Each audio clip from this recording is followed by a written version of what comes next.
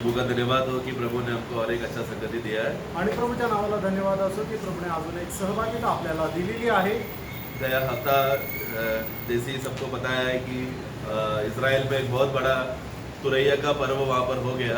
आणि ज्याप्रमाणे मागच्या आठवड्यामध्ये सांगितलं की इस्रायलामध्ये खूप मोठा एक सण साजरा केला तुतारीचा। और बहुत भाई लोगों ने का ये विश्वास था कि क्योंकि इज़राइल अभी इतना बड़ा युद्ध में जा रहा है, ऐसा हो सकता है कि शायद प्रभु का आगमन ये उत्सव में शायद होगा करके। आणि पुष्कळ भाव लोकांना असं वाटत होतं की इस्रायल आता खूप मोठ्या युद्धामध्ये जात आहे, तर या सणामध्ये प्रभूचे आगमन होऊ शकतं। तो हम अभी भी यहाँ पर है, मतलब मंडली यहाँ पर अभी तक है, मतलब प्रभु का हो हमें रहस्य आगमन में उठा ले जाने का समय अभी तक आया नहीं है, उसका मतलब। आणि प्रभूची मंडळी अजून आहे, याचा अर्थ हा झाला की प्रभूच्या त्या रहस्य आगमनामध्ये अजून उचलल्या जाण्याची वेळ नाही आली। ये अवस्था को सुनकर मैं अपने आप को बोलता हे प्रभु धन्यवाद, मतलब मेरे अंदर अभी भी बहुत से बातें बाकी है सुधरने के लिए और मन फिरने के लिए आपने अवसर दिया, इसलिए हे प्रभु धन्यवाद। आणि मग हे समजल्यानंतर मी प्रभूला धन्यवाद दिला की माझ्या जीवनामध्ये अजूनही पुष्कळ अशा गोष्टी आहे की ज्याच्या संबंधाने मला मन परिवर्तन करायचं आहे। और ये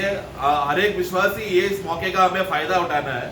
आणि प्रत्येक विश्वासणाऱ्याने या संधीचा आपल्याला फायदा घ्यायचा आहे। हमें निराश नहीं होना है प्रभु क्यों नहीं आया, क्योंकि प्रभु तो अपने समय पर निर्धारित समय पर आएगा। आणि आपल्याला निराश न व्हायचं की प्रभू का नाही आला, तर प्रभू आपल्याला नियुक्त वेळेमध्ये येईल। परंतु हमें क्या करना है, जब तक प्रभु नहीं आता तब तक एक तैयारी के साथ एक समर्पण के साथ जीना है। आणि जोपर्यंत प्रभू येत नाही तोपर्यंत आपण एक तयारीसह आणि एक समर्पणासह जीवन जगायचं आहे। जैसी बहन वाक्य पढ़ते समय में वहां पर पौलुस के विषय में एक छोटा गवाही उन्होंने दिया कि पौलुस जो है अपना प्राण के विषय में नहीं सोचा, लेकिन पूरे मन से सुसमाचार के विषय के लिए एक अच्छा दौड़ा करके हमने सुना। आणि प्रेषित पौलाने आपल्या जीवाची पर्वा न करता सुवार्ते करता त्याने एक उत्तम धाव धावली। तो मतलब अपना प्राण के विषय में चिंता नहीं किया, मतलब क्या अपना प्राण के जीवन के लिए जो भी उसको लाभदायक लगता था वो सब उसको हटाकर कूड़ा कचरा समझा और आत्मिक उन्नति के लिए वो दौड़ा। आणि मग त्याच्या जीवाकरता जे उत्तम होतं ते सर्व काही त्याने केर कचरा समजला आणि ते टाकून दिलं आणि आत्मिक उन्नती करता तो चालला। जो अपना प्राण को मूल्य समझकर ये प्राण को बचाना है करके जीने का कोशिश करेगा तो वो खोएगा। आणि जो कोणी आपला जीव वाचवू पाहिजे तो त्याला नष्ट करेल। क्योंकि अपना प्राण को हमें नफरत करना है, हमें बैर करना, उसको दूर रखना है। कारण आपण आपल्या जीवाचा द्वेष करायचा आहे। जितना हम अपना प्राण को नफरत करेंगे उतना उस प्राण का उद्धार होगा। आणि जेवढा जास्त आपण आपल्या जीवाचा द्वेष करू तेवढं जास्त आपण जीवाच्या तारणामध्ये वाढत जाऊ। हमने नया जन्म के विषय में भी हमने देखा, हम क्या समझते हैं हम नया जन्म के विषय में। आणि नवा जन्म संबंधाने आपण काय समजतो कि मैं एक पापी हूँ, मेरा आत्मा अभी भी मरा हुआ है, अगर मुझे पापी से अगर हटकर स्वर्ग में जाना है, परमेश्वर का बेटा बनना है तो नया जन्म होना होगा। आणि मी एक पापी आहे, अजूनही माझा मनुष्याचा जो आत्मा आहे तो मृत अवस्थेमध्ये, आणि जर मला स्वर्गामध्ये जायचंय तर मला नवा जन्म प्राप्त करायचा आहे। तो उसके लिए मेरा पाप का स्वभाव को मुझे नफरत करना पड़ेगा। आणि त्याच्याकरता माझ्या पापाचा जो स्वभाव आहे त्याचा मला द्वेष करावा लागेल। तो पाप से अगर मैंने नफरत करके ही तो ही मैं प्रभु का उस उद्धार का उस क्रूस का कार्य को मैं प्रेम करूंगा। आणि जर मी पापाचा द्वेष केला तरच त्या तारणाचा अनुभव मी घेऊ शकेल। क्योंकि मैं पाप से नफरत करके पाप से मैंने अगर प्रेम करता रहा तो मैं प्रभु का बलिदान को वैल्यू नहीं दूंगा मैं। आणि मी जर पापावर प्रेम करत राहिलो तर प्रभूचं जे बलिदान आहे त्याला महत्व देणार नाही। क्योंकि प्रभु का बलिदान क्या करता है, वो मेरे पाप की वजह से मरा, मुझ पापी ने प्रभु को क्रूस में टंगाया करके ये आत्मा जब हमको बोध्य देते समय में हम अपने आप को और हमारा पाप को स्वभाव को हम नफरत करते हैं। आणि मग ज्या वेळेला आत्मा या गोष्टीच्या आपल्याला प्रेरणा देतो की मज पाप्या करता प्रभू येशू ख्रिस्त त्या वधस्तंभावर मेला, त्या वेळेला आपण पापाचा द्वेष करतो। उसी रीति तो हमने अपने हमारा स्वयं या अपना पापी स्वभाव को जब हमने नफरत किया वैसा हमको आत्मा का उद्धार मिला। आणि ज्या वेळेला आपण आपल्या पापी स्वभावाचा द्वेष केला त्या वेळेला आपल्या आत्म्याचं तारण झालं। उसी रीति से हम अपना प्राण को जब अप्रिय जान चाहते हैं तब हमारा प्राण का उद्धार होगा। आणि त्याचप्रमाणे ज्या वेळेला आपण आपल्या जीवाला अप्रिय जाणतो त्या वेळेला आपल्या जीवाचं तारण होईल. और फिर ये शरीर, ये एक मरणहार देह है, ये शरीर नहीं है असली शरीर तो वो है जो प्रभु हमको महिमा में देगा बोलकर अपने शरीर को भी हम लोग उस रीति से, मतलब कोई लोग अपने शरीर को बहुत जान से प्रेम करता है, उस रीति से ना, लेकिन वचन के अनुसार, चाहे मुझे कोड़े भी खाना पड़े, चाहे मुझे लोग गाली भी दे या मार खाए, तो भी मैं प्रभु का सत्य के लिए खड़ा रहूंगा बोलकर अपने शरीर को भी नफरत करेगा. तो क्या देखकर नफरत कर रहा है? क्योंकि मुझे एक दिन महिमादायक शरीर मिलेगा इसके लिए. आणि आपलं हे जे शरीर आहे ते देवाने मातीपासून बनवलं की जे एक दिवस नष्ट होणार आहे. म्हणून आपण आपल्या शरीरावर प्रेम न करता आपण त्याचा द्वेष करायचा आहे की जेणेकरून प्रभू देणारे ते गौरवयुक्त शरीर आपण प्राप्त करू. तो जो श्राप के वजह से हमारा आत्मा, प्राण और ये शरीर जो पाप के वजह से दबकर परमेश्वर के खिलाफ होया हुआ, ये हमारा आत्मा, प्राण और शरीर, इस तीनों को जैसा हम लोग नफरत करते हैं उसके हिसाब से प्रभु ने हमको नया आत्मा, नया प्राण और एक नया शरीर प्रभु ने हमको तैयार करके रखा है. आणि ज्या वेळेला आपण आपला शरीर, आपला जीव आणि आपला आत्मा यांचा द्वेष करतो त्या वेळेला प्रभु त्याचं तारण आपल्याला ते देतो. तो ये आत्मा का प्रकाश है. जब नया जन्म के द्वारा जब हमको नया आत्मा मिला, उस प्रकाश में हम लोग ये बातों को समझकर ग्रहण करते हैं. आणि मग ज्या वेळेला आपल्याला प्रभूचा नवा आत्मा मिळतो त्या वेळेला आपण त्या प्रकाशनामध्ये चालतो. इन दिनों में हम जानते हैं, हम लोग बहुत बार सुने हैं, आत्मा का उद्धार और शरीर का उद्धार पलक झपकते ही हो जाता है. आणि आपल्याला ठाऊक आहे की आत्म्याचं तारण आणि शरीराचं तारण एकदम क्षणार्धात होतं. लेकिन प्राण का उद्धार है जो सबसे ज्यादा समय लगता है. आणि जीवाच्या तारणाकरता सर्वात जास्त वेळ लागतो. और प्राण का उद्धार में सबसे ज्यादा दर्द और वेदना होता है उस विषय में. आणि जीवाच्या तारणाकरता आपल्याला सगळ्यात जास्त त्रास सहन करावा लागतो. क्योंकि वहां पर हमारे ईगो, हमारा स्वयं का स्वभाव, हमारा अहंकार, वो सब उस प्राण में मौजूद है.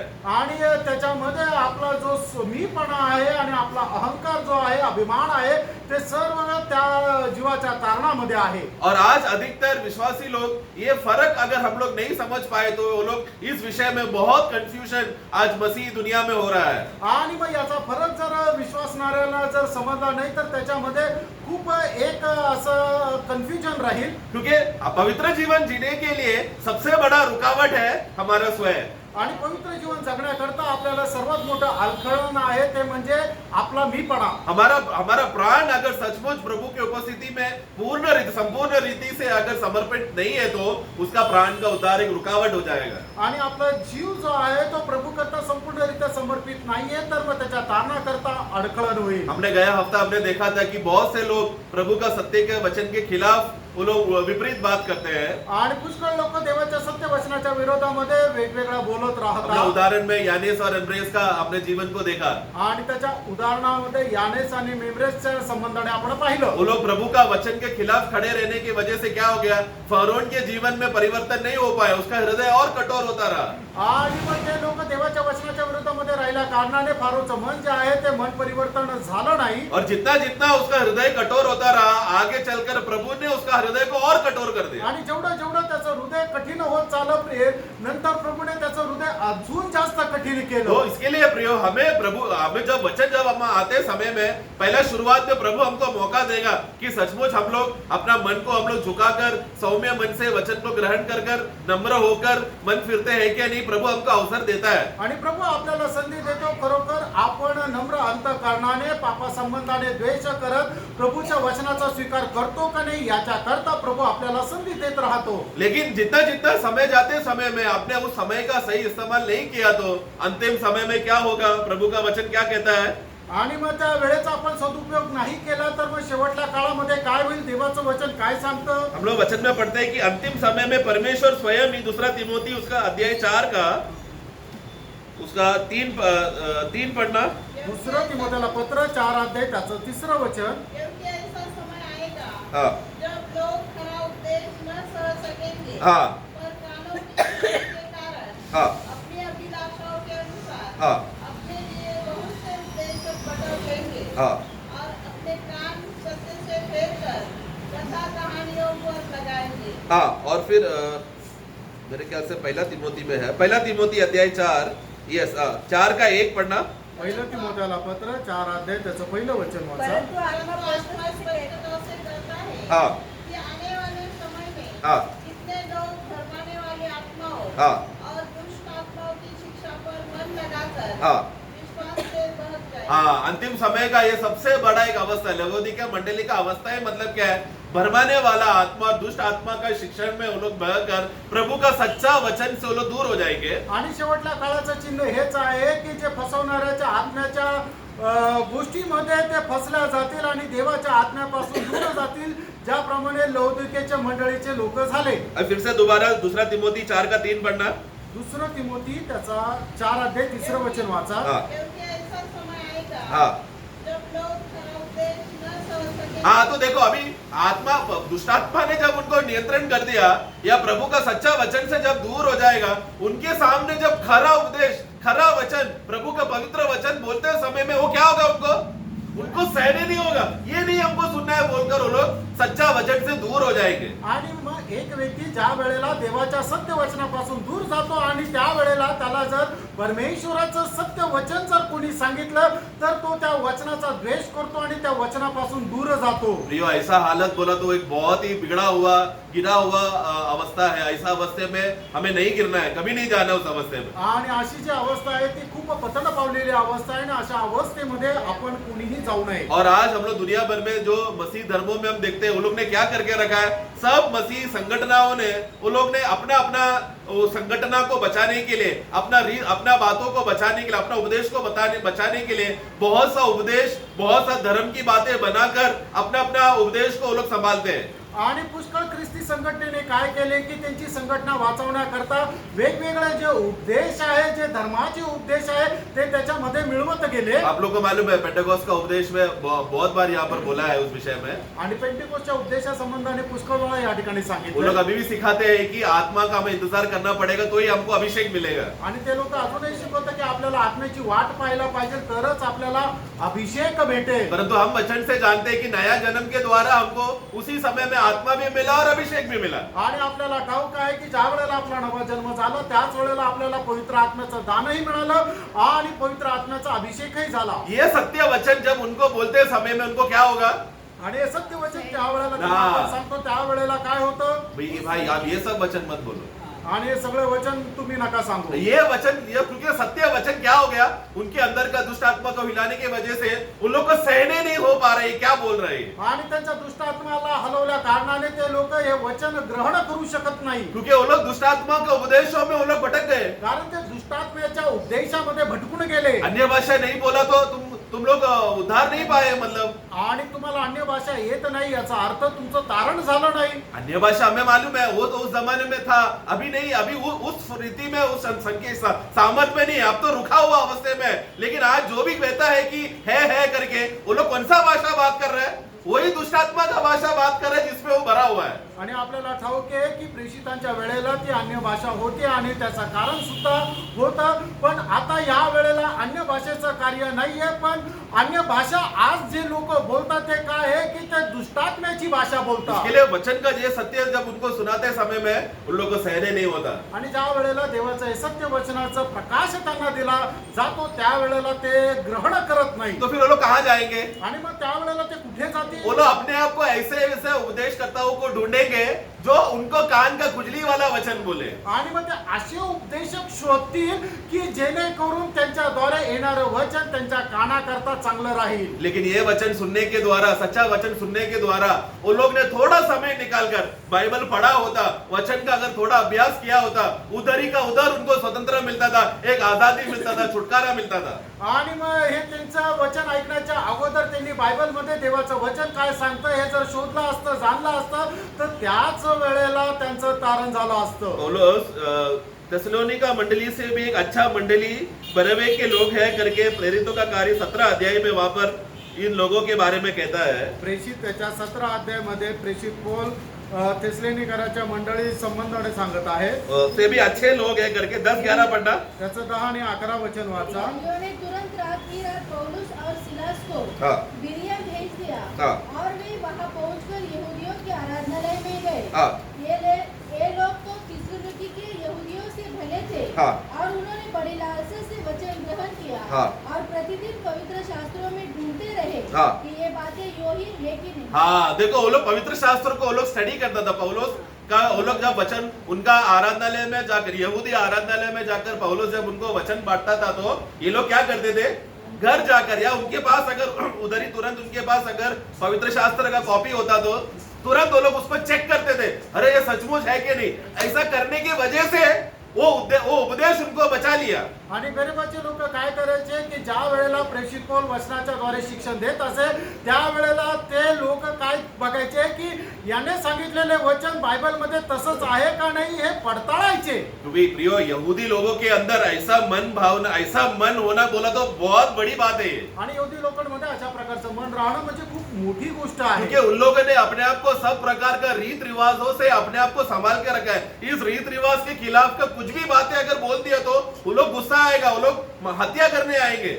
आणि मग यहूदी लोकांनी काय केलं, त्यांच्या पिढी ना पिढी चालत असणाऱ्या सर्व प्रकारचे ज्या रीतरिवाज आहेत त्या सगळ्या जपून ठेवलेल्या आहे आणि त्याच्या विरोधामध्ये जर कोणी बोललं तर ते त्याला मारून टाकायला उठतात। तो उनका इसलिए हर जगह पर देखते हैं, आज भी मसीह धर्म, मसीह समाज या संगठना के लोग या नामधारी लोगों ने, सब लोगों ने अपने आप के लिए बहुत सा रीत रिवाज वो लोग पालन संभाल के रखा है। उसके खिलाफ अगर कुछ भी बोल दिया तो उन लोगों को गुस्सा आता है। प्रभु के बारे में कुछ बोला तो चलेगा, लेकिन रीत रिवाज के बारे में कुछ नहीं बोलना। आणि म्हणून ख्रिस्ती ज्या संघटना निर्माण झालेल्या आहेत त्यांनी प्रत्येकाने आपल्या काही रीत रिवाज पिढी परंपरागत जपून ठेवलेला आहे आणि त्याच्या विरोधामध्ये जर कोणी बोललं तर लगेच ते त्याचा द्वेष करता। कदाचित प्रभूच्या विरोधात काय बोललं तर त्यांना हरकत नाहीये, पण त्यांच्या ज्या पद्धती आहे त्याच्याबद्दल बोलायचं नाही। कैथलिक लोगों में एक बहुत बड़ा गर्व है, वो लोग बोलते हैं कैथलिक मतलब सर्व लोग सभा, पूरा क्रिश्चियनिटी का सबसे ज्यादा संख्या में जो है वो कैथलिक है। आणि ख्रिश्चनिटी मध्ये सगळ्यात जास्त लोकसंख्या असलेले कैथलिक आहे। तो वो लोग उस बात में बहुत गर्व करते, देखो हमारा धर्म में, मसीह धर्म में सबसे ज्यादा हम लोग है, इसलिए हम लोग सही है।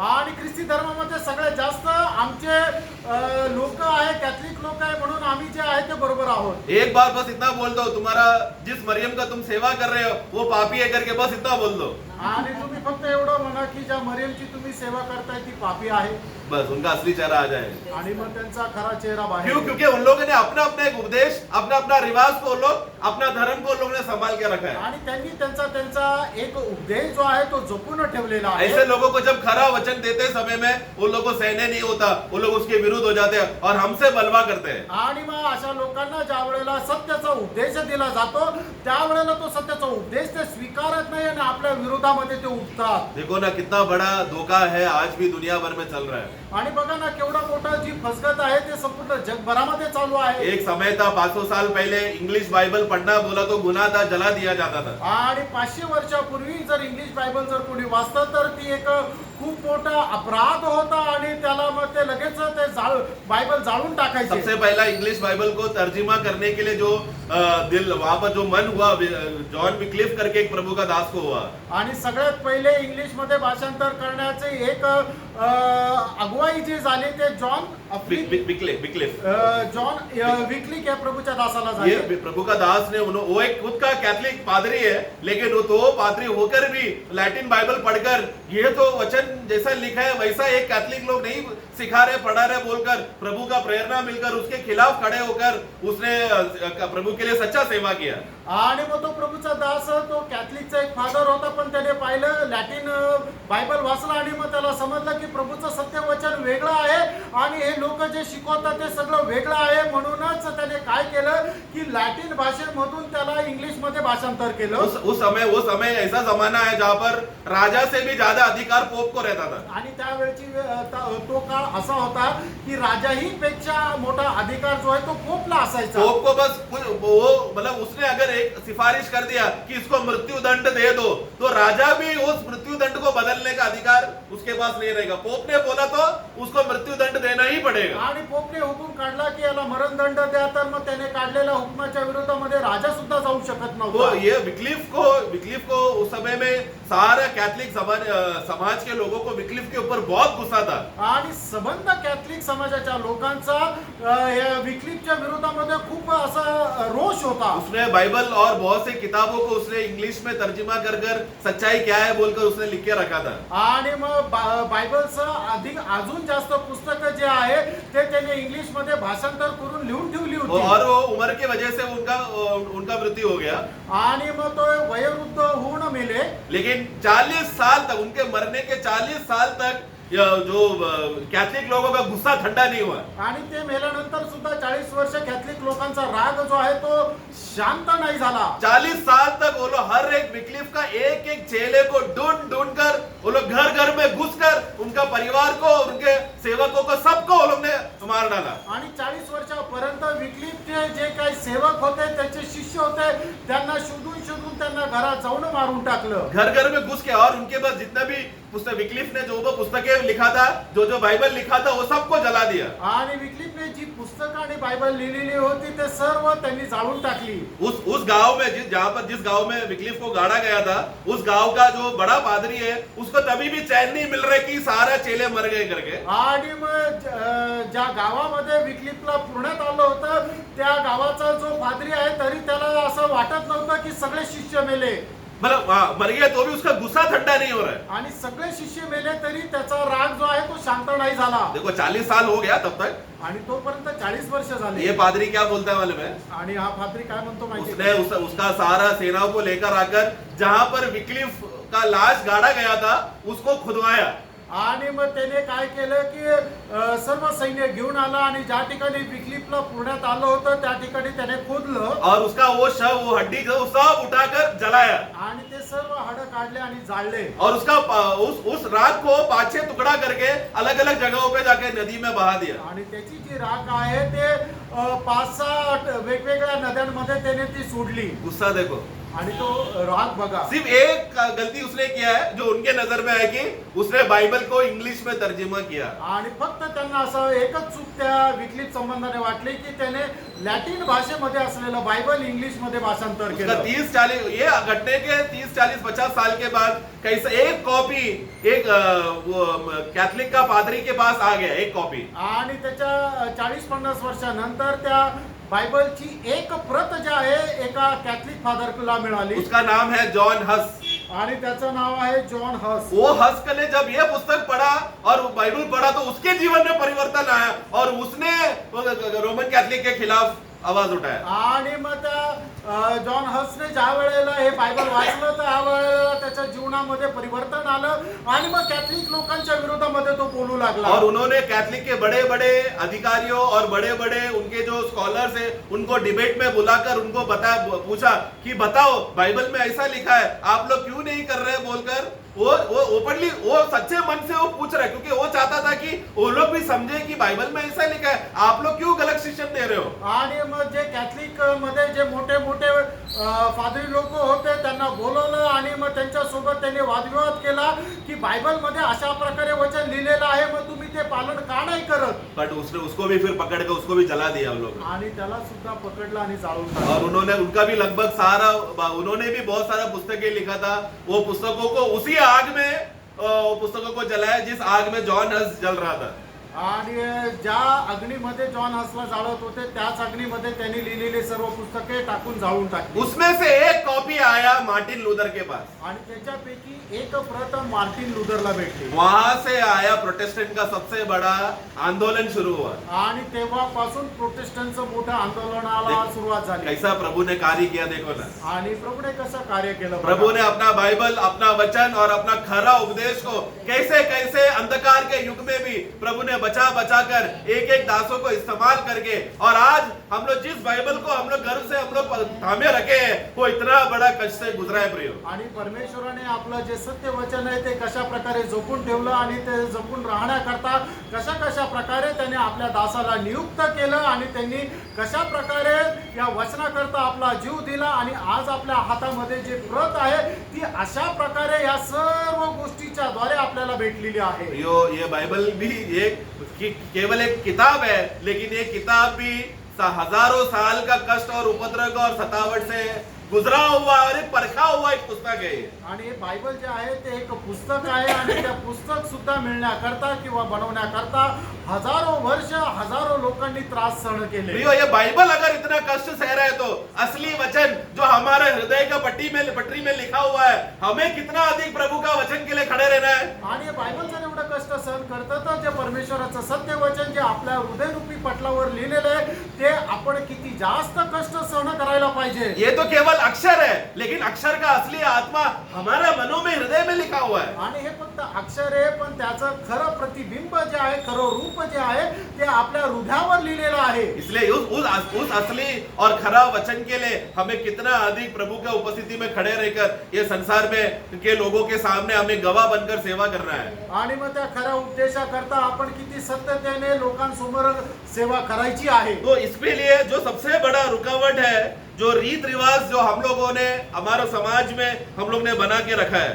आणि याच्याकरता असणारं सर्वात मोठं अडथळे म्हणजे ज्या रूढी परंपरा आपल्या समाजाने बनवून ठेवलेल्या आहेत. यहाँ पर गलतिया मंडली में भी वहाँ पर यही विषय वहाँ पर हुआ। आणि गलातीकराच्या मंडळीमध्ये सुद्धा हाच प्रकार झाला. पहला हम लोग 2:21 हम पढ़ेंगे। आणि गलातीकराचं पत्र 2 अध्याय आणि त्याचे 21 वचन आपण पहिले वाचू. परमेश्वर के अनुग्रह को व्यर्थ नहीं ठहराता, हाँ, क्योंकि यदि व्यवस्था के द्वारा, व्यवस्था मतलब यहूदी लोगों ने जो क्रियाकर्म जो बना के रखा है, उस क्रियाकर्मों के द्वारा अगर मैं धार्मिकता हासिल करता हूं तो मसीह का मरना व्यर्थ होता. मसीह का मरना व्यर्थ है। आणि जर नियमशास्त्राच्या द्वारे जर मी हे सगळं काही धारण करतो तर मग ख्रिस्ताचं मरण व्यर्थ आहे. तो देखो अध्याय बाद में बनाया है, लेकिन पौलुस एक ही अक्षर में कंटिन्यूस लिखा था। आणि अध्याय जे आहे ते नंतर वेगवेगळे करण्यात आले, पण पौलाने जे लिहिलं होतं ते निरंतर असं एक निबंध रूपाने लिहिलेलं तो होतं. उसमें कंटिन्यूस जब लिखते समय में उसका मन में क्या है, धार्मिकता जो है व्यवस्था की वजह से नहीं आया है करके वो साबित कर रहा है। आणि नीतिमत्व जे आहे ते व्यवस्थेच्या मुळे नाही आलं, ते या गोष्टीला प्रकट करत आहे. तो फिर उसके बाद 3:1 से वो गलतिया मंडली को डांट रहा है। आणि त्याच्या 3 अध्याय त्याच्या पहिल्या वचनापासून मग तो गलातीकराच्या मंडळीला रागवत आहे. 1 से 5 तक पढ़ना। 1 ते 5 वचन वाचा. मेरी बुद्धि लगाती हो, हाँ किसने तुम्हें मोह लिया है? हाँ तुम्हारी तो मानो आंखों के सामने यीशु मसीह क्रूस पर दिखाया गया। हाँ, मैं तुमसे केवल ये जानना चाहता हूँ कि तुमने आत्मा को क्या व्यवस्था के कामों से हाँ या विश्वास के समाधान से पाया? हाँ, एक मिनट। हाँ, हम लोग आत्मा कैसा पाया? आणि आपल्याला आत्मा कसा मिळाला? 40 दिन इंतजार करके, आणि 40 दिवस वाट पाहून हमारे अंदर शरीर में थोड़ा गुदगुली जैसा लगा, शॉक ट्रीटमेंट आया, अचानक हमारे बाल खड़े हो गए, तब आत्मा हमारे अंदर घुसा, तभी हुआ क्या? आणि आपल्या शरीराला काहीतरी स्पर्शाची जाणीव झाली, आपले जे केस आहे ते उभे राहिले आणि मग त्यावेळेला आपल्याला आत्मा मिळाला, असं झालं का? लोग गवाही देते हैं, मुझे जब मैंने यीशु के नाम में प्रार्थना की तो मुझे करंट लगा, मतलब तभी मुझे आत्मा मिला ना, ऐसा लोग पूछते हैं लोग। आणि लोक अशा प्रकारे साक्ष देतात की ज्या वेळेला येशूच्या नावामध्ये मी प्रार्थना केली त्यावेळेला मला एक शॉक बसल्यासारखा झाला आणि त्यावेळेला मला आत्मा मिळाला. ये पवित्र आत्मा हमारे शरीर पे नहीं कार्य करता, मनुष्य आत्मा में कार्य करता है। आणि प्रियांनो, परमेश्वराचा जो आत्मा आहे तो आपल्या मनुष्याच्या शरीरामध्ये कार्य करत नाही, तर मनुष्याच्या आत्म्यामध्ये कार्य करतो. वहां पर गलती लोगों के में क्या हो गया? वहां पर आणि गलतीकराच्या लोकांमध्ये काय वो झालं? लोग व्यवस्था के कर्मों से वो लोग परमेश्वर का धार्मिकता का कार्य को पूरा करने देख रहे हैं। आणि नियमशास्त्राच्या कामाच्या द्वारे परमेश्वराचं नीतिमत्व ते पूर्ण करू पाहत होते. इसलिए पौलुस कहते हैं, मूर्ख गलतियों, तुम लोग को जब आत्मा जब शुरुआत में मिला, वो मिला ही कैसा? कर्म करने से मिला या विश्वास करने से मिला? आणि म्हणून गलातीकराच्या मंडळीला प्रेषित पौल विचारतो की तुम्ही आत्मा कुठल्या प्रकारे प्राप्त केला?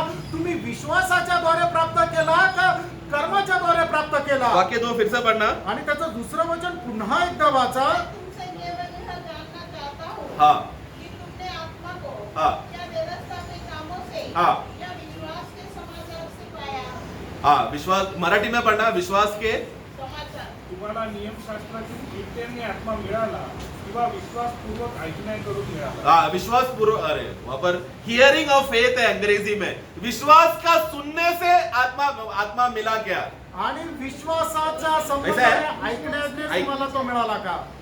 समझ, विश्वास को सुनने से, विश्वास को एक व्यक्तित्व वहां पर दिया है। आणि विश्वास जो आहे तो एक व्यक्तित्व म्हणून दाखवलेला आहे. विश्वास को वर्ब क्रिया करके नहीं बोला, एक नाउन बोला है वहां पर। आणि त्या ठिकाणी विश्वास जो आहे ते एक क्रियापद नाहीये, तर विश्वास जो आहे ते एक व्यक्तित्व आहे. हाँ, उसका रोमियो का पुस्तक, हमको ये वाक्य सब मालूम है, 10वां अध्याय में वहां पर विश्वास कैसा आया करके उसका 10 का 17 पढ़ना। रोम त्याचा 10 अध्याय 17 वचन वाचा. हाँ अतः विश्वास सुनने से हाँ, विश्वास आया।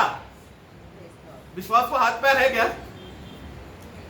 यहाँ पर विश्वास को व्यक्तित्व दिया है, यह विश्वास प्रभु यीशु मसीह है। आणि विश्वास जो आहे तो एक व्यक्तित्व रूपाने सांगितलेला आहे आणि तो विश्वास म्हणजे प्रभू येशू ख्रिस्त आहे. तो तुम्हारे अंदर आत्मा सुसमाचार सुनने से आया वो नहीं वहां पर बोल रहा है, विश्वास तुम्हारे अंदर आया. आणि मग सुवार्थ ऐकल्यानंतर तुम्हाला आत्मा मिळाला असं नाहीये, तर विश्वास जो आहे तो तुमच्या आतमध्ये आला. ये विश्वास हमारे अंदर आने के बाद सुसमाचार पक्का हम मानेंगे. आणि हा विश्वास आपल्यामध्ये आल्यानंतर सुवार्थ निश्चितच आपण पालन करू. आज लोगों को सुसमाचार ग्रहण करने समझ में नहीं हो पा रहा है, उनके लिए तकलीफ हो रहा है. दूर हो जाओ, ये वचन मत बताओ बोल रहे. क्यों? क्योंकि विश्वास ही अंदर आया नहीं है. आणि लोकांना सुवार्थ का आवडत नाही? कारण त्यांच्यामध्ये विश्वास नाही आला. तो इसके लिए द हियरिंग ऑफ फेथ, विश्वास का जो विश्वास का सुनना या विश्वास को सुनना, विश्वास करके एक व्यक्ति को जब तुमने सुना सुसमाचार के द्वारा, तब आत्मा आया अंदर. आणि विश्वास ऐकल्याच्या द्वारे आत्मा आपल्यामध्ये आला. हाँ, ये करेक्ट. क्योंकि विश्वास को हम सुन रहे हैं, मतलब विश्वास को मानो. अभी अतुल ब्रदर जो बोल रहा है उनको मैं सुन रहा हूँ. वो एक व्यक्ति बोल रहा है, वो व्यक्ति का बोलने से क्या हो गया? मेरे अंदर विश्वास आया और पवित्र आत्मा आया. आणि मग एक व्यक्ती ज्या वेळेला बोलतो त्याचा आपण ऐकतो, त्यावेळेला काय होतं की मग तो विश्वास आपल्याला येतो आणि ज्या वेळेला विश्वास येतो त्यावेळेला आत्मा मिळतो. कोई भाई मुझे बोल रहा है कि अगर आपको स्टेशन में जाना है तो ऑटो पकड़ के जाओ. मैं यहाँ पर नया हूँ, सोचो भाई बोल रहा है मैं ये ऑटो पकड़ेगा या ये बस पकड़ेगा तो आप नासिक स्टेशन जाएंगे. आणि मी या ठिकाणी नवीन आहे आणि नाशिक रोडच्या स्टेशनला जायचं विचारलं, त्यांनी सांगितलं की ही बस पकडली तर तुम्ही तिथे जाणार. तो उनका वो शब्द क्या हो गया? मैंने सुनकर उधर और बस में भी लिखा है नासिक स्टेशन, तो उनका वो बोलने से मैं क्या, मुझे पूरा भरोसा हो गया कि ये बस पक्का नासिक स्टेशन में ही जाएगा. आणि त्यांच्या बोलण्यावर मी ज्या वेळेला विश्वास केला की निश्चित त्या वेळेला मला या गोष्टीची निश्चितता झाली कि निश्चितच ही बस जी आहे ती नाशिक रोडला जाईल. जो लोग हम लोग एक समय में पाप और अधर्म के कार्य में हम लोग मरे हुए थे. एफएससी 2:1 में हम पढ़ते हैं. आणि तिसकाराचं पत्र 2 अध्याय त्याच्या पहिल्या वचनाच्या अनुसार पाप आणि अनितीमुळे आपण मृत अवस्थेमध्ये होतो. ऐसा मरे हुए हालत में कोई कितना भी सुसमाचार सुनो या ट्रैक पढ़ लो या बाइबल भी पढ़ो, उद्धार उसमें तब तक नहीं आएगा जब तक विश्वास उसके अंदर नहीं आता. आणि अशा प्रकारे मनुष्याचा आत्मा मेलेल्या अवस्थेमध्ये त्याने कितीही वचन वाचा, कितीही ट्रॅक वाचा, तरी सुद्धा त्याच्यामध्ये आत्मा येणार नाही, त्याचं तारण होणार नाही जोपर्यंत विश्वास त्याच्यामध्ये येणार नाही. इस बोध्य में अगर हम लोग एफएससी 2:8 और 9 पढ़ेंगे तो क्लियरिटी समझ में आएगा. आणि तिसकाराचं पत्र 2 अध्याय 8 आणि 9 वचन ज्या वेळेला आपण वाचू मग त्यावेळेला आपल्याला हे समजेल. क्योंकि विश्वास के द्वारा हाँ, विश्वास के द्वारा मतलब विश्वास कहाँ पर आया? हमारे अंदर आया. विश्वास के द्वारा अनुग्रह से, मतलब विश्वास पाना एक अनुग्रह है, सबको मिलता नहीं है. आणि विश्वास प्राप्त करणं ही एक कृपा आहे, ती प्रत्येकाला नाही भेटत. अगर हम यहाँ पर बैठे हुए सब लोगों का नया जन्म हुआ है, वो हमारा कार्य कर्म नहीं, विश्वास हमारे अंदर आया. लेकिन विश्वास आया तो हे प्रभु मुझे विश्वास दो, ऐसा प्रार्थना करने से भी नहीं. प्रभु को इच्छा हुआ कि मुझे विश्वास दे, ये है अनुग्रह. आणि आपल्या कुठल्या चांगल्या कामामुळे नाही तर देवाची ही कृपा आहे की विश्वास आपल्यामध्ये आला है कि नहीं? हाँ, अनुग्रह से तुम्हारा उद्धार हुआ है. और ये तुम्हारी ओर से नहीं, मतलब कहाँ की ओर से आया? परमेश्वर का हाँ, क्योंकि उन्होंने विश्वास दिया इसलिए मेरे ओर से नहीं है. आणि मग परमेश्वराने आपल्यामध्ये विश्वास दिला म्हणून तो विश्वास जो आहे तो आपल्याकडून नाही तर परमेश्वराचं दान आहे. हाँ, वो मेरे ओर से नहीं, आणि ते माझ्याकडून नाही, परमेश्वर का दान परमेश्वर का दान है. फिर ना अगला वाक्य, हाँ, और न कर्मों के कारण ना कर्मों के कारण ऐसा ना हो कि कोई घमंड करे. क्योंकि हमारे कर्म से अगर हम लोग कुछ भी हासिल करता है तो हमारे अंदर घमंड है. आणि आपण कुठल्या चांगल्या कामाच्या द्वारे आपल्याला काय मिळतं तर मग त्या गोष्टीवर आपल्याला अभिमान राहतो. है कि नहीं? हम लोग एग्जाम में पास होता है तो घमंड होता है कि नहीं? आणि आपण परीक्षेमध्ये चांगल्या मार्काने पास झालो तर मग आपल्याला गर्व येतो किंवा अभिमान वाटतो का नाही? क्यों? क्योंकि हम लोग क्या बोलते हैं, रात भर बैठ के मैं पढ़ा इसलिए मैं पास हो गया. आणि मग आपण काय म्हणतो, रात्रभर बसून मी अभ्यास केला म्हणून मी पास झालो. तो पास होता है तो हमने कुछ कर्म किया है तो उसके अंदर उसमें घमंड अपने आप रहता है. आणि जर आपण एखाद्या गोष्टी मिळवण्याकरता जर परिश्रम केला आणि ती गोष्ट जर आपल्याला मिळाली तर त्या गोष्टी संबंधाने आपल्याला अभिमान राहतो. ऐसे कर्म को लोग मसीही सेवा में वो लोग जोड़ने की वजह से क्या हो गया, अपने आप वो लोग गर्विष्ठ हो गए क्योंकि मैंने किया. आणि अशा प्रकारे त्यांची कर्मे, त्यांचे काम, त्यांचा परिश्रम ख्रिस्ती सेवेमध्ये जोडल्या कारणाने त्या लोकांना अभिमान झाला, ते गर्विष्ठ झाले. है कि नहीं?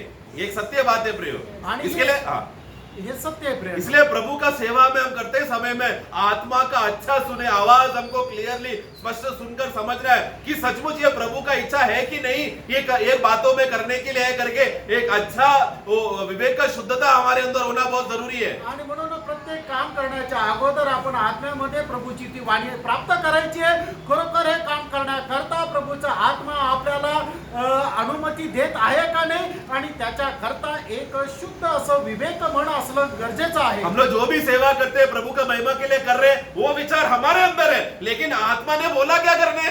आणि आपण जे काय करतो आपल्याला वाटतं की प्रभूची सेवा आहे, पण खरोखर ती सेवा करण्याकरता आत्म्याने परवानगी दिली आहे का?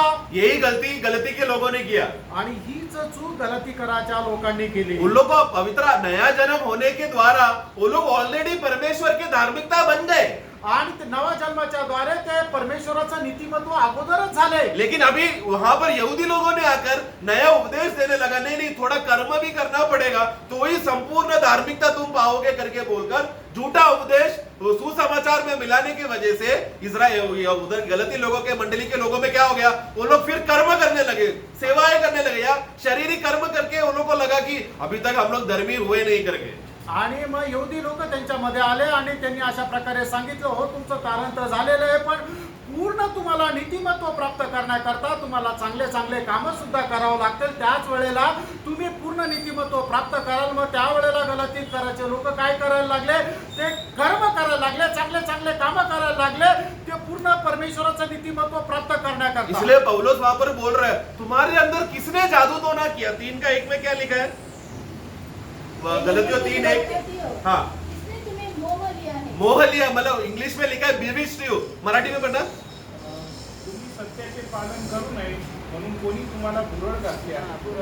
भुरळ घातले मतलब जादू तो ना, किसने तुम्हारे ऊपर जादू तो ना करके सच्चा रास्ते से तुमको दूर किया या बहला दिया, धोखा दिया, हटा दिया, वो पूछ रहा है वहां पर पौलुस वहां पर। आणि पौल असं विचारतो, कोणी तुम्हाला अशा प्रकारे जादू टोना केला किंवा बुरळ घातली आणि जे सत्य वचन आहे त्याच्या सत्य उपदेशापासून तुम्हाला बाजूला केलं। किसका बुरा नजर तुमको लगा कि मैं वहां से हट गया तो तुम लोग कर्मों के पीछे चले गए, जबकि आत्मा में तुम्हें बने रहना था।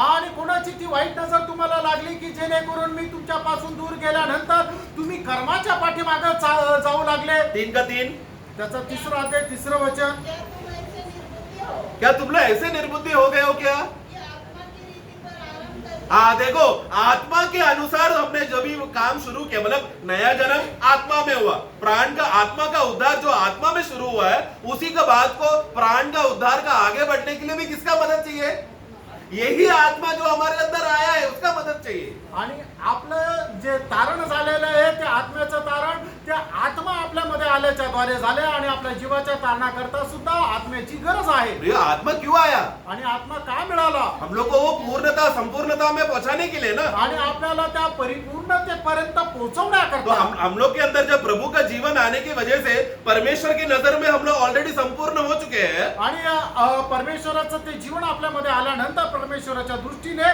आपण परिपूर्ण झालेलो आहोत। परंतु हमारे ये शरीर का ये पाप में शरीर के वजह से क्या हो गया, हमारे अंदर वो एहसास अभी तक आया नहीं कि हम उस पूर्णता में पहुंचे। उस पूर्णता का दौड़ में अभी भी हमारे तरफ से हम दौड़ रहे हैं। आणि आपण या पापमय शरीरामध्ये राहिल्या कारणाने अजूनही आपल्याला त्या गोष्टीची जाणीव झाली नाहीये की आपण पवित्रतामध्ये परिपूर्णता प्राप्त केलेली आहे, आणि म्हणूनच आपण ते प्राप्त करण्याकरता धावत आहोत। हम लोग पवित्र होने के लिए नहीं दौड़ रहे, पवित्र है इसलिए दौड़ रहे हैं। आणि पवित्र होण्याकरता नाही धावत आहे, आपण पवित्र आहे म्हणून धावत आहे। क्योंकि पवित्रता इंग्लिश में होलीनेस एंड सैंक्टिफिकेशन करके शब्द है, हिंदी में सब जगह पे पवित्रता ही करके लिखा है, क्योंकि एक अलग वाई और शुद्ध पवित्रता है।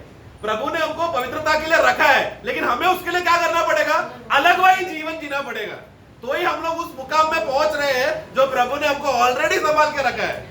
आणि इंग्लिश मध्ये दोन वेगवेगळे शब्द आहेत, ते म्हणजे होलीनेस म्हणजे पवित्रता आणि सॅन्क्टिफिकेशन म्हणजे काय, आपल्याला शुद्ध करणं। पण मराठीमध्ये किंवा हिंदीमध्ये काय आहे की दोन्ही ठिकाणी पवित्र पवित्र असा शब्द आलेला आहे, तर आपल्याला ते पवित्रता मिळालेली आहे, आणि आपण त्या पवित्रता मिळाल्यामुळे आपण त्या परिपूर्णतेकडे वाढत आहे। प्रभु ने जब पत्रोस का पैर धोया तो प्रभु ने एक बात वहां पर कहा आणि प्रभूने पेत्राचं हा. पाव धुत असताना एक गोष्ट त्या ठिकाणी म्हटली. वो यूहन्ना का सुसमाचार 13 अध्याय में पत्रोस ने जब यीशु को रोका कि प्रभु आप मेरा पैर नहीं धोना, आणि मग ज्या वेळेला पेत्राने प्रभू येशू ख्रिस्ताला थांबवलं की तू माझे पाय नको धू. क्यों पत्रोस ने रोका? आणि पेत्राने का थांबवलं आप लोग को मालूम है, तुम्हाला ठाऊक आहे. क्योंकि घर का नौकर ही हमेशा पैर धोता है. आणि घरामध्ये जो नोकर आहे तोच पाहुण्यांचे पाय धुतो. यहूदियों के रिवाज के अनुसार नौकर मतलब वो है कि जो गुलाम है. आणि यहुदीयांच्या नियमाच्या अनुसार जो घरातला गुलाम आहे तोच ते पाय धुण्याचं काम करतो. गुलाम को पगार नहीं मिलता, आणि गुलामाला पगार नाही भेटत. उनको शायद दोपहर का खाना या रात का खाना नहीं मिलेगा, आणि कदाचित दुपारचं किंवा रात्रीचं जेवण त्याला भेटणार नाही. उनको सोने के लिए बिस्तर नहीं है, आणि झोपण्याकरता त्यांना बिछाना नाहीये. ओढ़ने के लिए उनके पास ब्लैंकेट नहीं है कि ठंडा है तो छप, ये सब कुछ भी सुविधा उनके अंदर नहीं है. आणि त्यांना अशा कुठल्याच प्रकारच्या सुविधा नाहीये. घर में चप्पल नहीं पहन सकते, घरामध्ये चप्पल नाही घालू वो शकत. लोग कोई भी सोना चांदी अंगूठी घर में नहीं पहन सकता, आणि कुठल्याही प्रकारचे आभूषण घरामध्ये घालू शकत और घर नाही. का कोई महंगा कपड़ा वो लोग नहीं डाल सकता.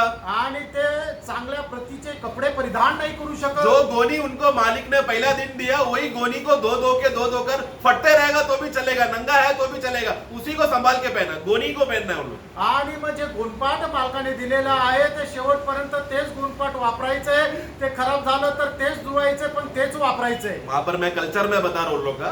आणि मग ती रीत तुम्हाला सांगत वो आहे. कल्चर ऐसा है कि इसीलिए पत्रोस, अरे प्रभु ये तो गुलाम का काम है, आप मेरा पैर मत दो. मतलब वो कल्चर में क्या हो गया वो समझ रहे हैं आप, वो पॉइंट समझो वहां पर पत्रोस का दिल को बात को समझो. आणि पेत्र प्रभू येशू ख्रिस्ताला थांबवण्याच्या पाठीमागं पेत्राच्या मनामध्ये असलेलं जे काही विचार आहे ती धारणा आहे ती समजून घ्या की यहुदीच्या रीतीप्रमाणे असणारं जे काही रीत आहे ती रीत त्याच्या डोक्यात आहे म्हणून तो प्रभू येशू ख्रिस्ताला थांबवत आहे. लेकिन प्रभु वहां पर क्या कहता है? आणि त्या ठिकाणी प्रभू काय म्हणतो? प्रभु को कोई शर्म नहीं है पैर धोने का. आणि प्रभूला पाय धुण्यासाठी काही लाज मतलब नाही. यहूदियों का रीज एक गुलाम बनकर से, इसीलिए तो हम लोग फिलिपियों का पुस्तक 2 अध्याय में पढ़ते हैं ना कि वो केवल मनुष्य बनकर आया नहीं, मनुष्य में भी गुलाम बनकर आकर क्रूस पे आज्ञाकारी होकर मरा. आणि फिलिप्पियराचं पत्र 2 अध्यायामध्ये आपण पाहतो की प्रभू येशू ख्रिस्त फक्त गुलाम म्हणून आला असं नाहीये तर मग नाही, मनुष्य बनून नाही, फक्त मनुष्यामध्ये फक्त तो मनुष्य होऊन आला असं नाहीये तर तो मनुष्यामध्येही गुलाम होऊन आला. आणि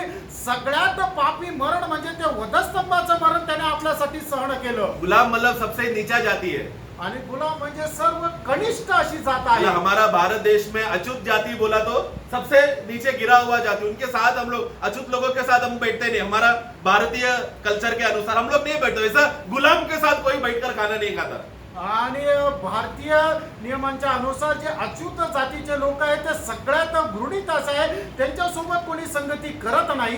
तो प्रियो वो अवस्था में जब प्रभु अपने आप को झुकाकर आया तो पत्रोस को सहने नहीं हुआ. आणि त्या अवस्थेपर्यंत प्रभू येशू ख्रिस्ताने आपल्या स्वतःला नेलं तर ते पेत्र सहन करू शकला नाही. हमें से मतलब वहां पर विषय है, प्रभु का मन को हमें जानना है वहां पर.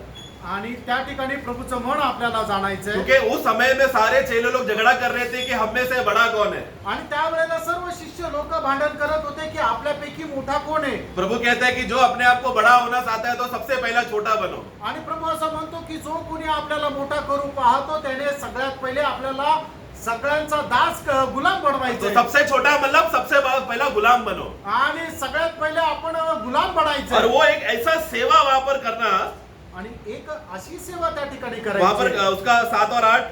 त्याचं 7 आणि 8 वचन. यीशु ने उसको उत्तर दिया, हाँ. जो मैं करता हूँ हाँ.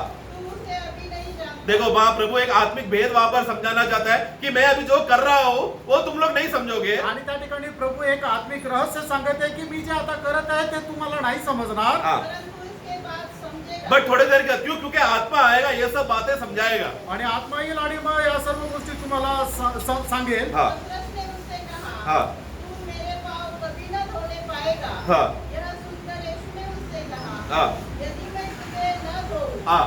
तो मेरे साथ तेरा कुछ भी साझा हाँ, देखो अगर प्रभु ने आकर हमारा पैर नहीं धोया तो हमें प्रभु के साथ का सहभागी नहीं होगा. आणि प्रभूने येऊन आपले पाय धुतले नाही तर मग आपली प्रभू सोबत सहभागिता राहणार नाही. उधर वो ये है, वो भेद वहां पर समझ रहा है आणि जे रहस्य आहे ते त्या ठिकाणी समजून कि घ्यायचे. प्रभु अगर अपने आप को दास बनाकर, गुलाम बनाकर आकर क्रूस में आकर वो अगर नहीं मरा तो मुझे और प्रभु के साथ का संगति कभी नहीं होगा. वो पॉइंट वहां पर बताने जा रहा है. आणि प्रभू येशू ख्रिस्त गुलाम होऊन जर आपल्या करता त्या वधस्तंभावर मेला नाही तर मग आपली प्रभू सोबत कुठल्याही प्रकारची सहभागिता राहणार नाही.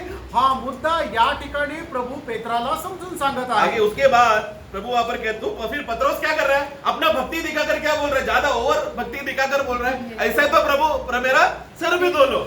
आणि मग तो खूप जास्त भक्ती दाखवत मग पेत्र काय म्हणतो, जर असं आहे तर मला पूर्ण आंघोळ घाल. हाँ, उसका 10वां वाक्य. शिमोन पतरस ने उससे कहा, हाँ. हे प्रभु, तो मेरे पाँव नहीं, हाँ. वरन हाथ और सिर. 10 या यीशु ने उससे कहा, जो नहा चुका है, जो नहा चुका है, जिसका नया जन्म हो चुका है, उसे पाँव के सिवा और कुछ धोने की आवश्यकता नहीं. ना हाँ, बस नहाते समय में पैर भी धोते हैं कि नहीं. आणि आंघोळ करताना पाय धुतात का नाही. लेकिन पैर एक ऐसा हमारे शरीर का अंग है जो सबसे जल्दी मैला होता है, आणि गंदा पाय होता है. आपल्या शरीराचा अशा प्रकारचा अवयव आहे की तो लवकर सगळ्यात लवकर खराब होतो. तो नया जन्म में हमारे सर से लेकर पैर तक हम लोग शुद्ध है, पवित्र लोग हैं हम लोग. आणि नवीन जन्मामध्ये आपण डोक्यापासून पायापर्यंत पवित्र लोक आहोत. मतलब लेकिन संसार में, दुनिया में जीते समय में और हमारा प्रभु का वचन का गहराई का जो बातों को समझना है, एक पवित्र जीवन जीने का जो संबंध का विषय में हमारे में ज्ञान कम होने की वजह से बार बार हमारा पैर गंदा हो जाता है.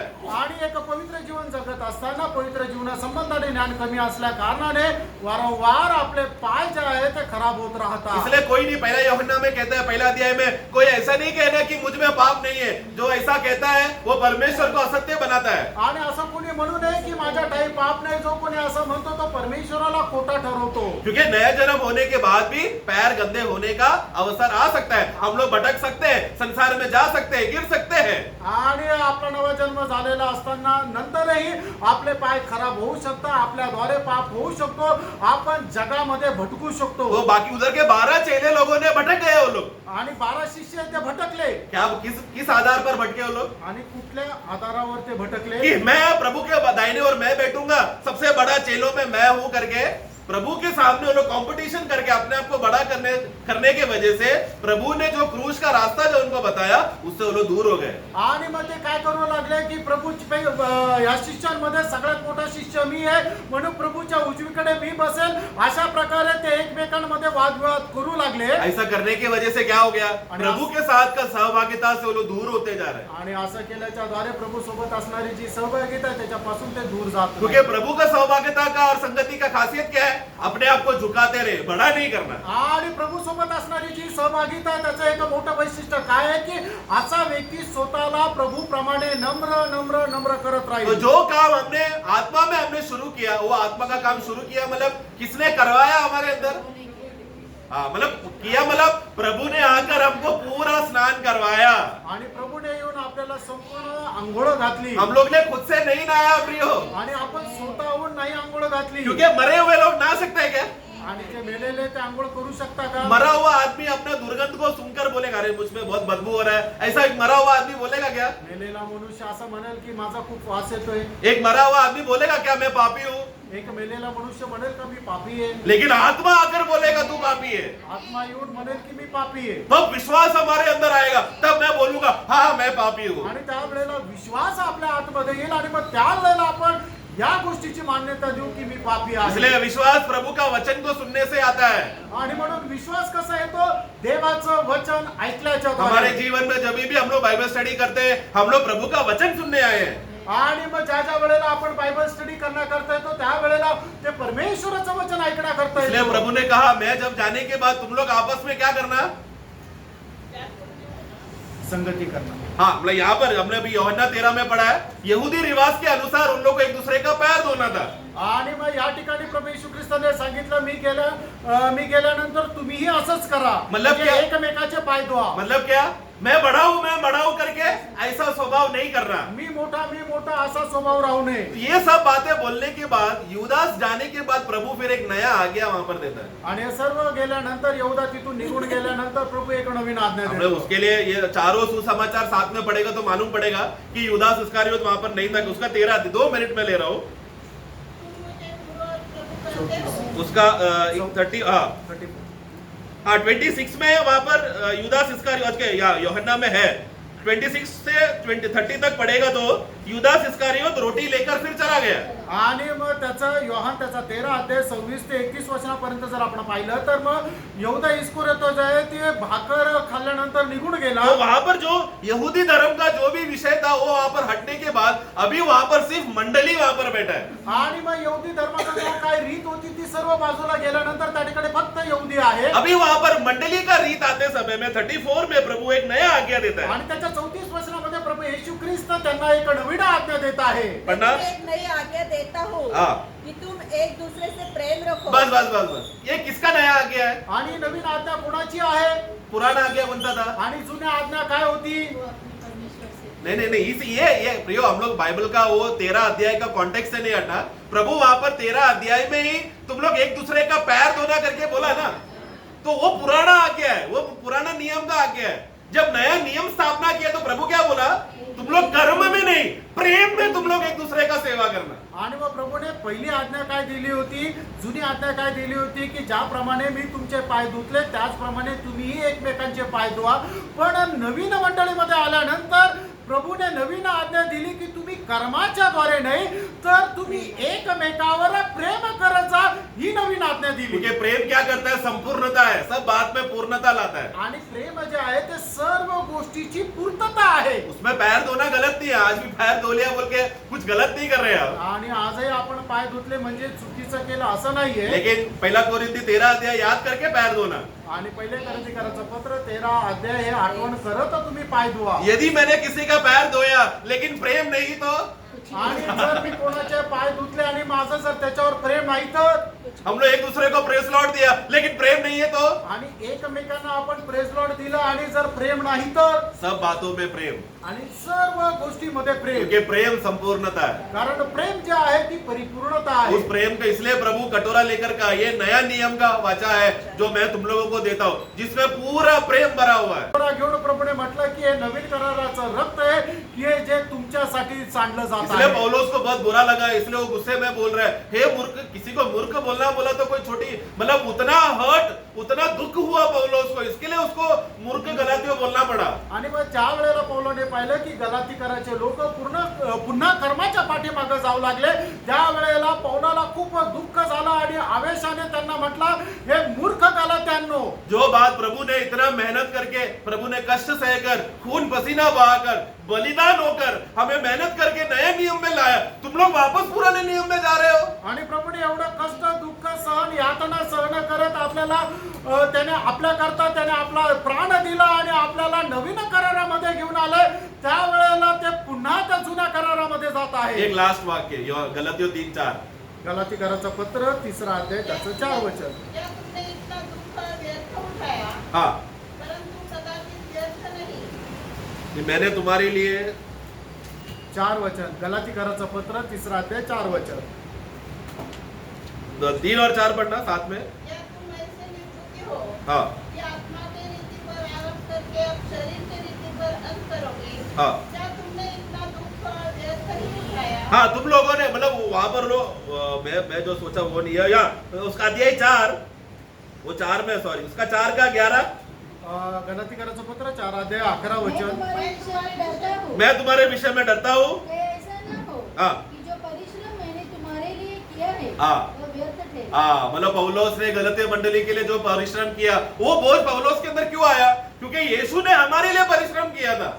आणि मग पौलाच्या मनामध्ये ते ओझं का आलं? कारण प्रभू येशूने आपल्या करता परिश्रम केलं होतं. यो जब एक व्यक्ति आत्मा से बदलकर शारीरिक हो जाता है तो उसने प्रभु का परिश्रम को व्यर्थ कर दिया। आणि एक व्यक्ती ज्या वेळेला आत्म्यामधून निघून शरीरामध्ये जातो त्या वेळेला तो काय करतो की प्रभूने त्याच्याकरता केलेले जे परिश्रम आहेत ते व्यर्थ करतो. इसलिए पौलुस ने वहां पर गलातियों 2:21 में कहता है, मैंने प्रभु का अनुग्रह को व्यर्थ नहीं। व्यर्थ नहीं किया। क्यों? क्योंकि पौलुस के अंदर जो आत्मा में शुरू हुआ वो अंत तक दौड़ते दौड़ते आत्मा में ही खत्म किया। आणि म्हणून त्याच्या गलातीकराचं पत्र 2 अध्याय त्याच्या 21 वर्षामध्ये प्रेषित पौल म्हणतो की माझ्या मिळालेली जी कृपा आहे तिला मी व्यर्थ नाही केला आणि म्हणूनच प्रेषित पौल त्या कृपेमध्ये शेवटपर्यंत धावत राहिला. अनुग्रह सिर्फ प्रभु का काम करने के लिए है। आणि कृपा जी आहे ती फक्त प्रभूचं काम करण्याकरता. प्रभु मेरा बेटे का एग्जाम है, अनुग्रह दो पास हो जाए। आणि प्रभु माझ्या मुलाची परीक्षा आहे, तू कृपा कर की तो पास हो. प्रभु क्रूस में हमारे लिए इसके लिए मरा कि हमारा बच्चे एग्जाम में पास हो जाए. आणि प्रभू येशू ख्रिस्त आपल्या करता यासाठी वधस्तंभावर मेला की आपल्या मुलांनी परीक्षेत पास व्हावं. ज्ञान का सही ज्ञान नहीं होने की वजह से हम लोग कैसा कैसा प्रार्थना करते हैं प्रभु. आणि योग्य ज्ञान नसल्या कारणाने आपण कशा प्रकारे प्रार्थना करतो. अनुग्रह सिर्फ उद्धार के लिए है. आणि कृपा जी आहे ती फक्त तारणा हमारे करतात संसार का कुछ बातों का कमाई के लिए नहीं होना चाहिए. आणि जगाच्या काही गोष्टी मिळवण्याकरता ती नसायला क्यों? पाहिजे. क्योंकि हमारा रिवाज है थोड़ा अनुग्रह डाल दो तो प्रभु खुश हो जाएगा सोचते हैं. आणि मग त्याच्यामध्ये कृपा जर टाकली तर प्रभू खुश होईल. हम लोग आत्मा में नहीं प्रार्थना करते, रिवाज के अनुसार प्रार्थना करते हैं. आपण आत्म्यामध्ये राहून प्रार्थना नाही करत तर एक रीती रिवाजाप्रमाणे प्रार्थना इसलिए प्रियो करतो. एक सच्चा मन के साथ प्रभु की उपस्थिति में अपने आप को जांचे प्रियो. आणि प्रभूच्या उपस्थितीमध्ये खऱ्या अंतःकरणासह स्वतःला पडताळा अपने आप को जांचे कि विश्वास आया क्या. आणि स्वतःला पडताळा की माझ्यामध्ये विश्वास आला क्या का सचमुच में प्रभु का बच्चे हो गए क्या. आणि खरोखर मी देवाचा पुत्र झालोय का. वचन कहता है कि तुम हो, आणि देवाचं वचन सांगतं की तुम्ही आहे. लेकिन हमारे अंदर शंका नहीं आना चाहिए इस विषय में. आपल्यामध्ये या विषया संबंधाने शंका नको हम लोग को यायला. पूर्ण बोध्य हमारे अंदर होना चाहिए कि मैं सचमुच में प्रभु का बेटा हूँ. आणि आपल्यामध्ये या गोष्टीचा दृढ विश्वास असला पाहिजे की हो मी परमेश्वराचा पुत्र आहे. मैं बेटा हूँ मतलब मैं आत्मा में मेरा नया जन्म हुआ. आणि मी मुलगा आहे याचा अर्थ माझा आत्म्यामध्ये नवा जन्म तो झाला. जो आत्मा में शुरू हुआ, हे प्रभु आप उसको पूरा करने के लिए, आत्मा में पूरा करने के लिए आपका सहायता हमेशा, प्रभु का सहायता हमेशा हमारे अंदर है. आणि आत्म्यामध्ये आपल्याला चालू राहण्याकरता प्रभूचं सहाय्याची गरज आहे. प्रभु हम सबको सहायता करे. आणि प्रभू आपल्या सर्वांना सहाय्य करू. Praise the Lord.